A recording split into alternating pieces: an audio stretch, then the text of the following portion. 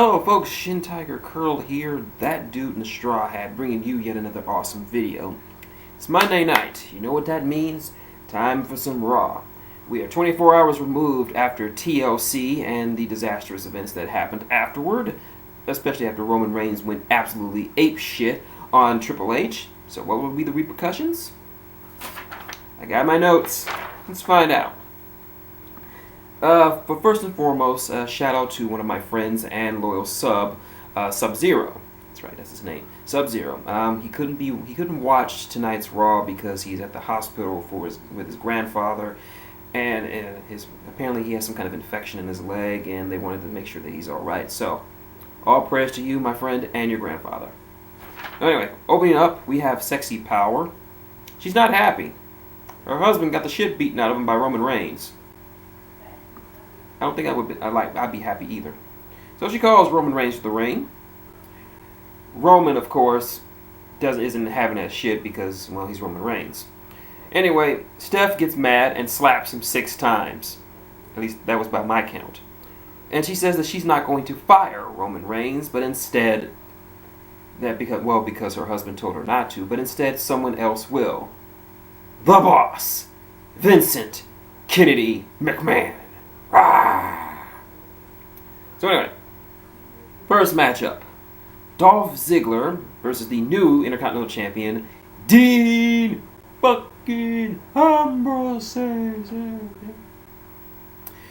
So anyway, this is a very good matchup. Surprisingly, a lot of mat work done in this. It just really showed off that Dean Ambrose is more than a brawler. He can actually add a little bit of technical expertise to his repertoire. It was a good match. Then Kevin Owens decided to come out and kill everyone. He beat the shit out of both of them, FUBAR in the match.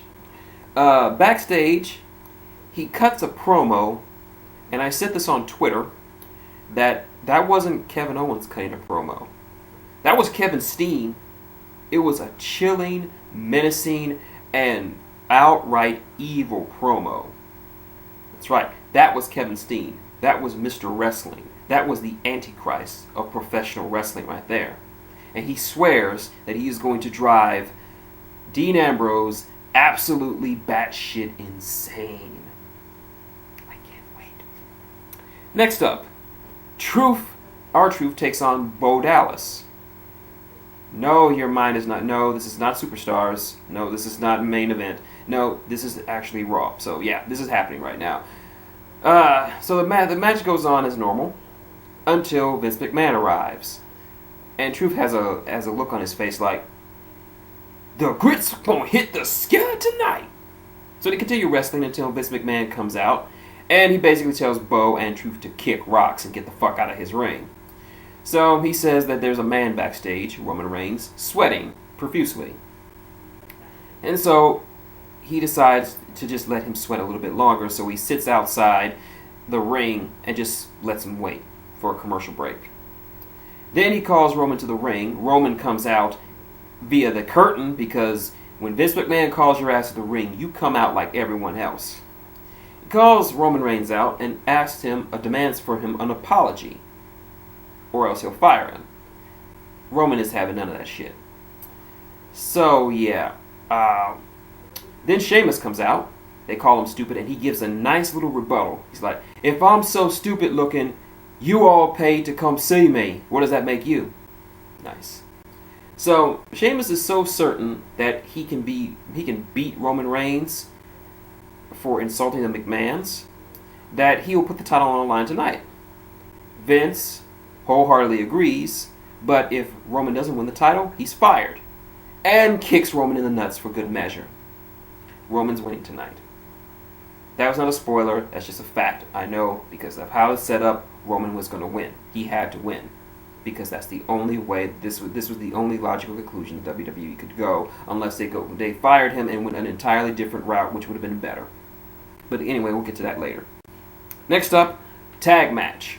Ryback and Jack Swagger team against the ambassador to Mexico, Alberto Del Rio, and the vice president of the League of Nations, Rusev. This was a pretty good match, pretty okay. It went along at a good natural pace. It went so much that it didn't have Ryback in the ring too much. But other than that, ADR and Rusev win. Yay.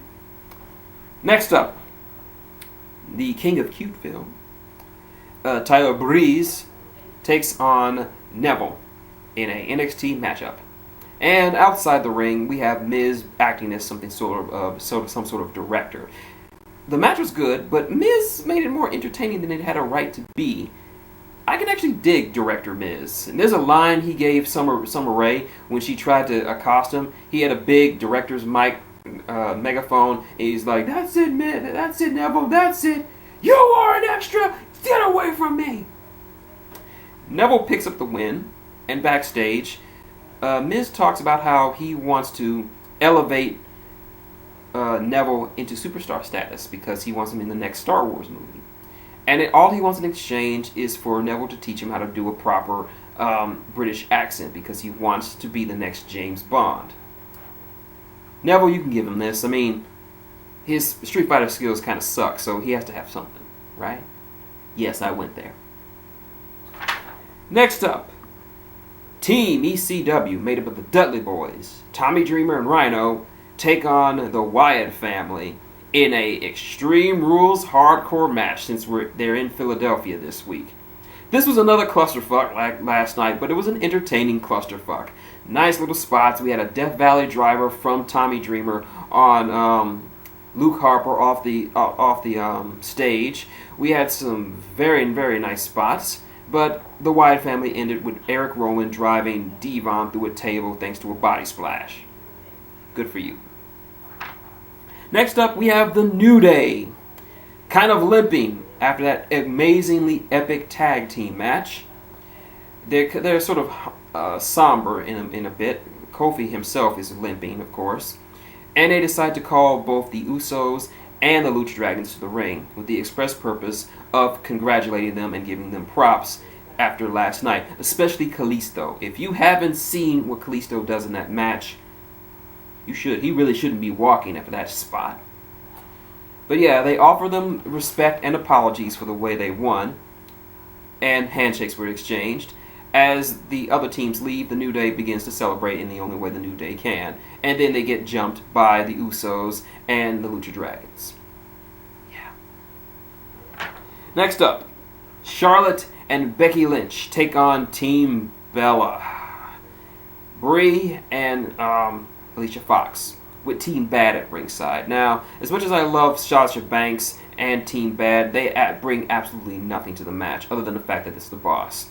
The match was okay. It was a passable tag team match with Ric Flair out there doing some dirt that gives them the win, even though I don't think Becky Lynch realized it. Now, a lot of people are saying that okay, I'm just going to say this. Charlotte, this does not do Charlotte any favors. Having Rick out there does not do her any favors. As Griffoon mentioned on Twitter, this is similar to what David Sammartino was going through. I don't know personally because I never saw it. I don't even know if it was WCW or at the time, I don't know. But David Sammartino, son of one of the greatest wrestlers who ever lived, Bruno Sammartino, he often had to accompany him to the ring to get him over, and apparently it didn't work. This is not helping Charlotte. Having Ric Flair out there does not help her in any semblance of the imagination. And seriously, she could get over by herself just fine in NXT. This does not help her. Really, it does not. And to everyone who says that she's the David Flair of the division, no. Charlotte is not the David Flair of the Divas division. Eva Marie is the David Flair of the Divas division. And I dare you to try to change to say anything otherwise. Up next is the main event. Sheamus versus Roman Reigns. The World Heavyweight title on the line. Vince McMahon Sr. and Vince McMahon Jr. is out there. Anyway, this was a pretty decent match. Not really feeling it because, well, it's Sheamus versus Roman Reigns. Vince McMahon does all kinds of weird shenanigans outside, even pulling the ref out the ring and putting him in a seat. And there was actually some blood in this match because Roman got busted open after a headbutt from Sheamus. So Vince has the referee distracted. Alberto Del Rio and Rusev come and beat the crap out of Roman. But then he fights through it. Then he Superman punches Sheamus. Then he Superman punches Vince McMahon. And it looked like Sheamus was going to hit the bro kick, but anyone who knows he's going to hit the spear. 1, 2, 3. Roman Reigns is your new champion. Now, my overall feeling with this is I really wanted them to go to somewhere with Roman Reigns that really he should have gone. They should have changed his character around and changed the booking with him. As a few other people have said, particularly SubZero, Dead X-Man, who else? Invisible Man, and Legado have said, I would have rather they have him just be silent and just have him just spearing people left and right and just being an absolute wreck machine and just be an unstoppable monster who nobody can control or contain. But they still continue to book him the same way they always did before last night.